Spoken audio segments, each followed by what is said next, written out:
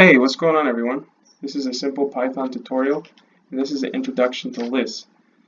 So if you're an absolute beginner, which is perfect, this is exactly who this video is made for, you're probably wondering, what is a list? So a list is a collection of items, and it can be in any particular order, and it can have any character of the alphabet.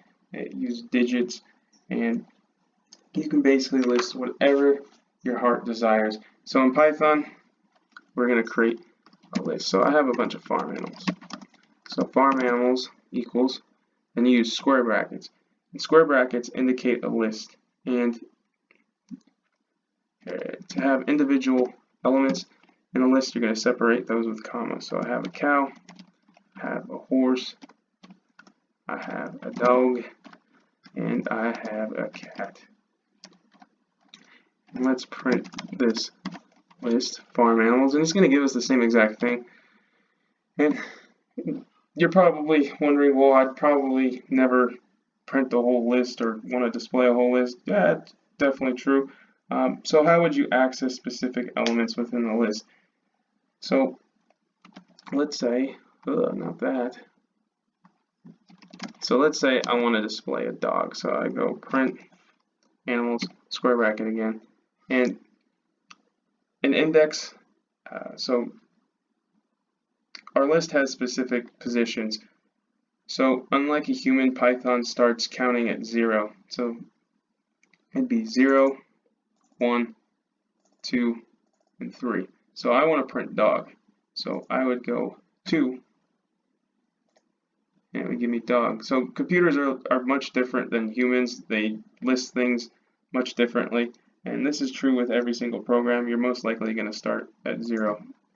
So the cool thing is now that we know how to get specific elements, we can communicate with people. So we're going to use an F string, and you can use single quotes, but I like double quotes. So my favorite animal is a, then we do squiggly bracket, we're going to call our list, square bracket, and we're going to call element within that list, and we're going to use a different method. We're going to go -2, and I love this animal so much, I want to scream it to the world.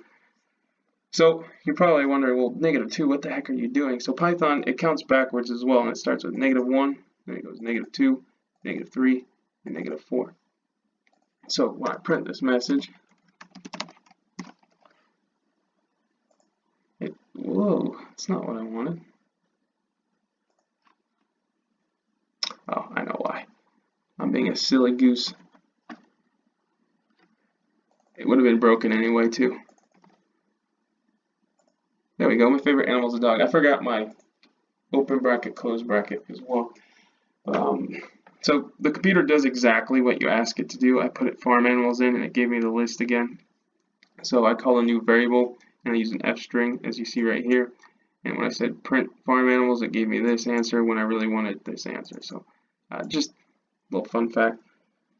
So getting back on track, let's say you want to add a specific element. I got a brand new goat, so I can do farm animals. Whoops. Copy farm animals dot append, and open bracket, close bracket, and I got a brand new goat. So when I print farm animals, it will give me goat. And the cool thing is, if you run this twice, it will give you 2 goats. You can keep running it, and you can get infinite number of goats. But that brings us into our next topic, is how to delete things. So basically, all you do for a deletion is you go del, then farm animals, and you choose the specific element. So I showed you that -1 method. So this will delete the very last element. So we do print farm animals, and it should just give us 1 goat. Perfect. So let's say we want to sort this list. So Python has a specific method to call this, and it's actually really easy. You just do .sort, then close bracket or open bracket, close bracket, and of course we do print farm animals, and it'll give us everything in alphabetical order. And if you wanted to do that in reverse, it's actually it's a little tricky when you're a beginner, but you basically, you're gonna do fileReynolds.sort verse equals true. And this is a little down the road. This is like a Boolean. It's either yes or no, 1 or 0, true or false, and a little further down the road. But when we print this, you get everything in reverse order. So hopefully lists are making a little more sense now. Oh, and one more element I want to show you. I forgot. So to get all the elements within a list, you can quickly find the length of any list using the len function. So what do I mean by this? Here, I'll show you. So when you hit run, we have 5 elements within this list. And we're working with a huge number of lists, and you want to know len is a good way to do it. There's tons of useful things you can do when you identify the number of elements in your list. Shoot down things in games, determine the amount of data you have in a message to visualize it, or figure out the number of registered users on a website. Length is very powerful. So now, hopefully lists are starting to make more sense, kind of how to use them, the basics, play around with it. I think there's tons of different websites you can look at. It's how I taught myself. And give yourself homework assignments.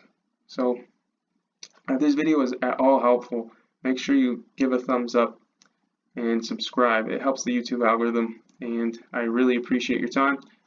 Best of luck on your programming future.